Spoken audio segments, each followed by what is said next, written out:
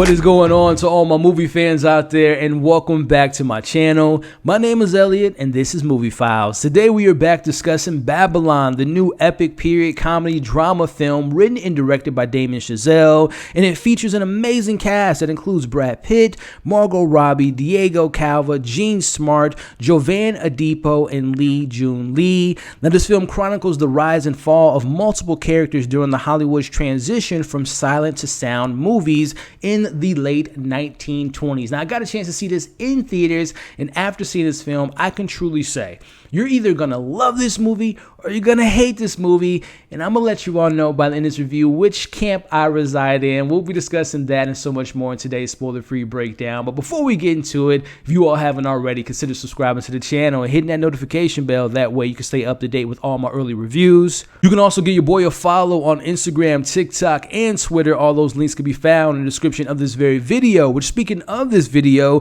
if you all enjoy my review, make sure you're hitting that thumbs up button. Make sure you're sharing this review, but more importantly, sharing your thoughts on the film once you've seen it, of course, in the comments. Let's talk Damien Chazelle. What is your favorite movie of his before you saw this movie? And of course, once you've seen Babylon, let's talk about it. Direction, writing, score, cinematography, performances. This movie's over 3 hours long. Did it work for you? Did it not work for you? Let's talk about it in the comments below. So with that being said, let's jump into my positives and let's talk about the writer and director Damien Chazelle, who hasn't even come across the age of 40 yet and has given us gems such as Whiplash, La La Land, and yes, I Defend First Man. I really enjoyed that film. And also, he directed 2 episodes of a Netflix series by the name of Eddie, which no one was talking about except for me. But I say that to say I'm a huge Damien Chazelle fan, and what he manages to do in this film is nothing short of spectacular. There are so many moving pieces as this film covers 20 plus years of Hollywood and the landscape and the industry during a transitional period, but more importantly, during the end of an era. There's so many amazing scenes of movie making magic as we see war films being made, westerns, dramas, and the scope of that allows you to see so many amazing things happen. And what I think makes Damien such a great director, especially when it comes to this film, with all this stuff going on, he's still able to find that human connection. He's able to find that human story with all the chaos going on. And as a fan of his, I think we're truly watching in real time this legend being made right in front of us. I think he's a once-in-a-generation type of director. I think he's one of the best working today. And honestly, I hope he gets his recognition when it comes to Oscar season, because I think he does that hell of a job in directing this film. But as I mentioned, he's also the writer. And let's talk a little bit about the story.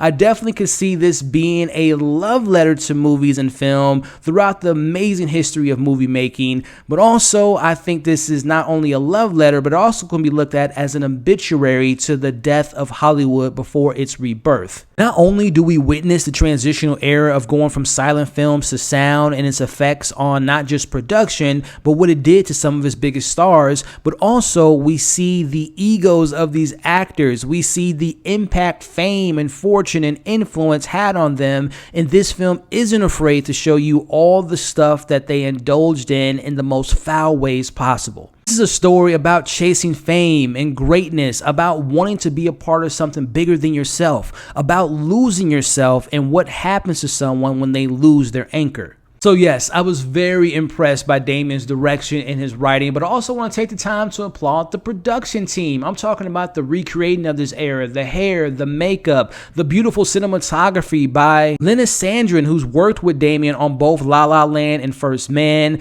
And lastly, the collaboration between Damien and Justin Hurwitz is perfect, and the love is there in the score, and I love the recreation of kind of bringing in some of the notes that are very familiar with La La Land. So from production standpoint, this film was just masterful. Now, transitioning into the performances from the ensemble cast and how everyone really brought their A game, let's start off talking about a character that's appeared in every movie ever made in Hollywood, and that is Hollywood itself.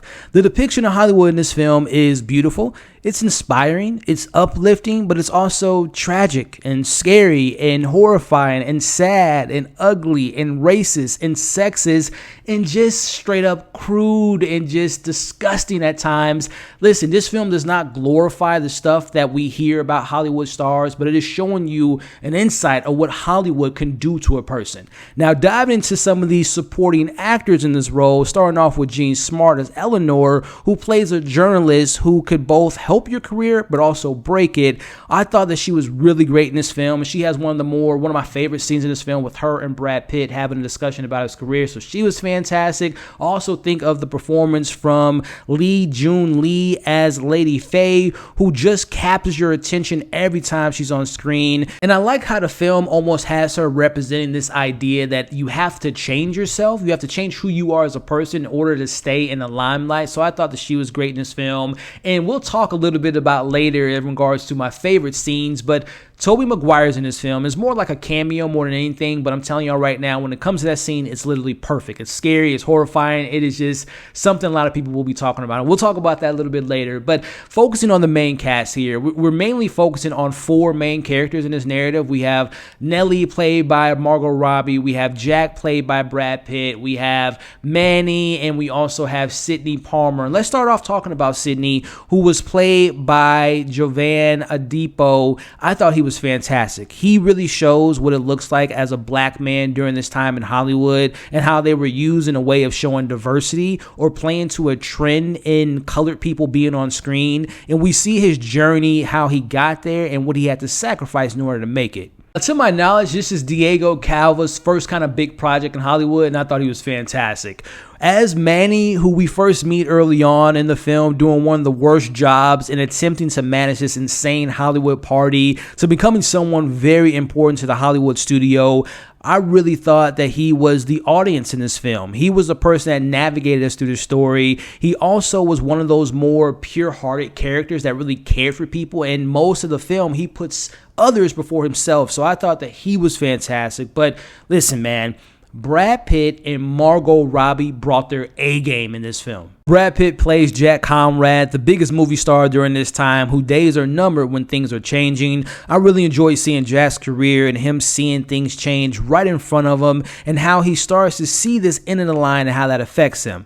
Now, of course, during this time, Jack had different relationships, different marriages, but I think that those relationships reflected who he was during that time and just so many incredible moments of seeing him partying all night and how he managed to walk on set just hours ago like nothing ever happened. I really thought that Brad Pitt was great in this role, and he represented this idea of the death of a movie star, which is something that we discussed today, in which we don't really have many stars in today's landscape. It's more so the IPs are selling box office more than the leading roles. So I thought Brad fit that model perfectly, because even if you look at Brad Pitt, who I'm a fan of and watch his career as the handsome heartthrob leading man, being in rom-coms, some action films, and then he kind of transitioned into being more into the dramas. You think of Sevens and all the different amazing films he's been in, and you know, the productions that he's put together. So I really appreciated what Brad brought to this role. But it's time to talk about the scene stealer, a character that you had no idea what they were going to do next. I'm talking about Margot Robbie as Nellie, who, when we meet her early on, she's so determined to being a star, and she gets that opportunity but doesn't really know what comes with that level of success so quickly. You can tell that she poured her heart in this role because she's tasked with being the most beautiful person in the room,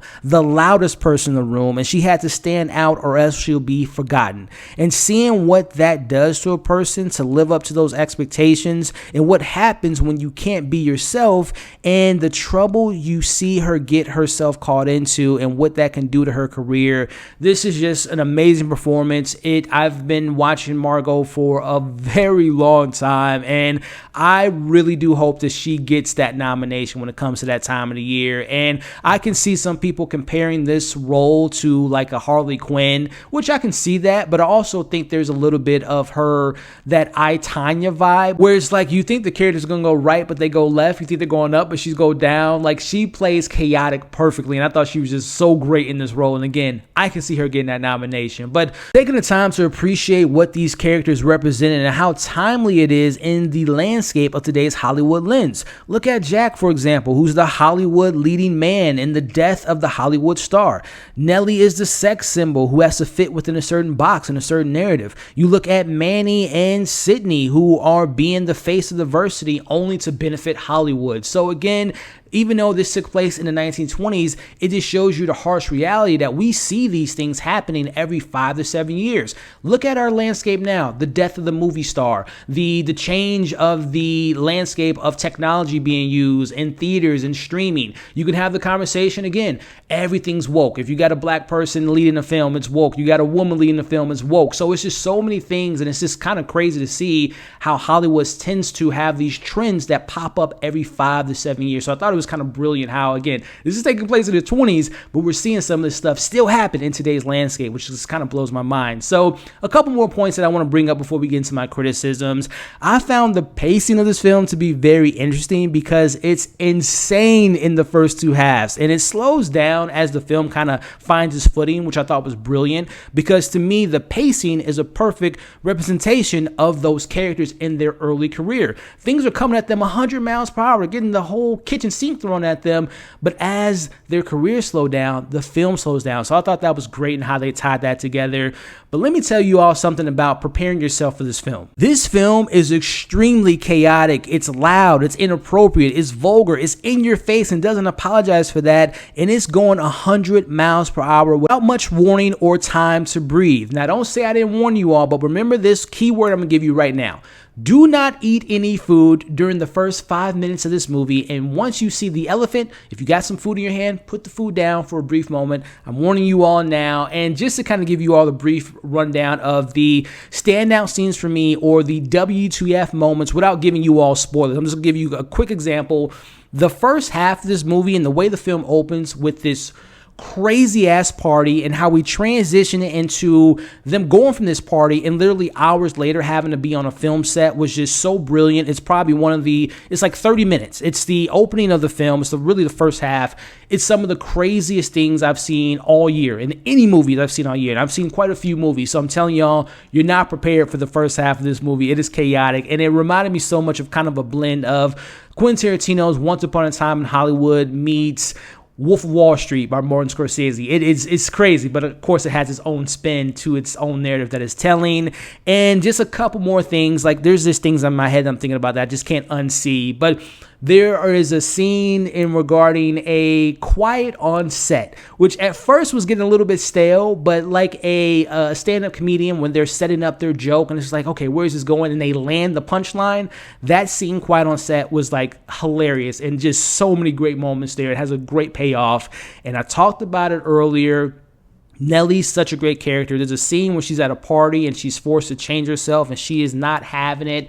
That moment was great. And then without giving the ending away, it's just a reminder of how much I love film. But now I got to talk about this one scene before we get into my cons. No spoilers, but there's a scene that's going to have a lot of people talking. There's a lot of scenes that's going to have a lot of people talking, but this scene in particular, and it includes Tobey Maguire as this weird ass character. Is confusing and it is fantastic. It's dark, it is disgusting, it is diabolical, it's strange, it's unpleasant, and it is just all greatness going on at one time. Again, when you all see Tobey Maguire when he's in the film and the scene he's in, is something that's going to have a lot of people talking. And I'm thinking about it right now. It is crazy, y'all. But let's get into my criticisms. And I want to start off by saying, listen, this movie's 3 hours and 15 minutes long. Now, I wasn't bored at any point in the film because, again, the first two halves have you on the edge of your seat. And every 10 to 15 minutes, there's something crazy going on. But it can be a bit jarring. And I'm referring to the tone of the film because we get these fast-paced, bigger-than-life, Hollywood-in-your-face moments. And then we have these highs and these lows. So it's like a roller coaster. It's like these characters who are on drugs most of the time. You have that high adrenaline rush, but then you got to come down. And it wasn't that it was handled bad. It was just, for me, knowing that Damien Chazelle is a fan of music, I think he plays the drums, and you can see that with Whiplash and La La Land. it took me a while to find the rhythm of the movie because there's a lot of movie being thrown at you. That brings me to my other point here where, again, I thought everyone was great in their respective roles, but I don't think some of the characters really got a fully fleshed out arc. For example, I think of Sydney's character and Faye's character, two people of color who make it in the industry, but then we really don't flesh out the effects the industry has on them, and especially when they're both given a task to being told by someone in Hollywood to change themselves, we really don't flesh out their narrative, in my personal opinion. Which gets me to this point.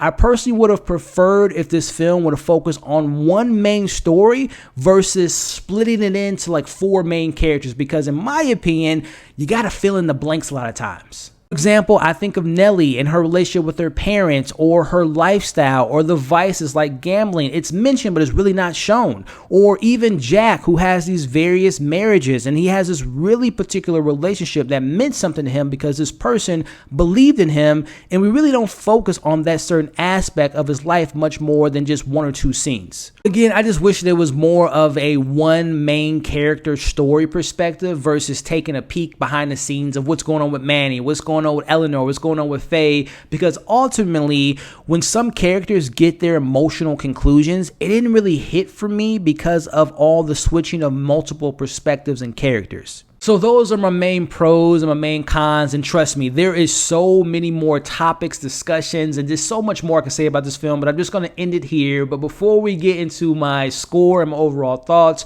if you all haven't already, do me a favor, hit that thumbs up, share this review, leave your thoughts in the comments, and of course subscribe and hit that notification bell. That way you don't miss out on any of my daily content.